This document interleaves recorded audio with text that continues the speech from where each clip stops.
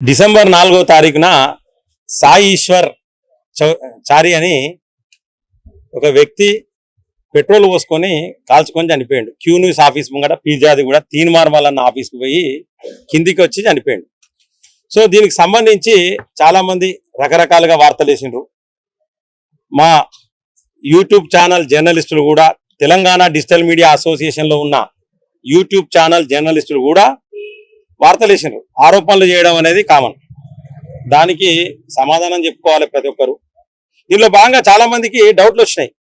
Doubt number 1 ఏంటంటే, సాయి ఈశ్వరాచారి అనేట ఆయన BC ఉద్యమం చేసిండా చేయలేదా, ఇది తీన్మార్మల్ అన్న కల్పితమా అనేది ఇది నెంబర్ 1 డౌట్ వచ్చింది.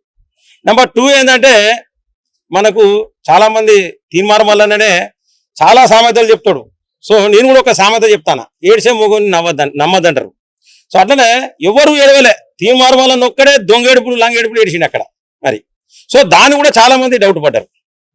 అలాగే ఆయన ఒక విజువల్ చూపిస్తా ఉన్నాడు, తీన్మార్మల్ అన్నకు దండం పెట్టిన విజువల్ ఏదో చూపిస్తా ఉన్నాడు. అదొక్కటే. ఆయన లోపలికి ఎప్పుడు వచ్చిండు, ఎన్ని గంటలు ఉన్నాడు, లోపల ఏం మాట్లాడిండు, మరి ఈ యొక్క సీసీటీవీ ఫుటేజ్ ఎక్కడ పోయింది, మరి నిజంగానే ఆయన బీసీ ఉద్యమం చేసిండు చనిపోయినా తీన్మార్మల్ అన్నతో ఏమన్నా ఇష్యూ అయిందా?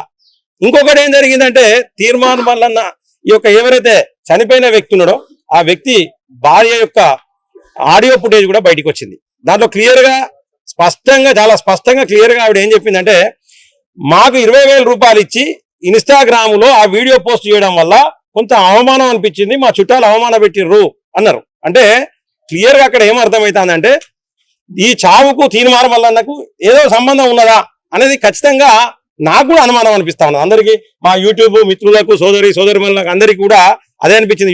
యూట్యూబ్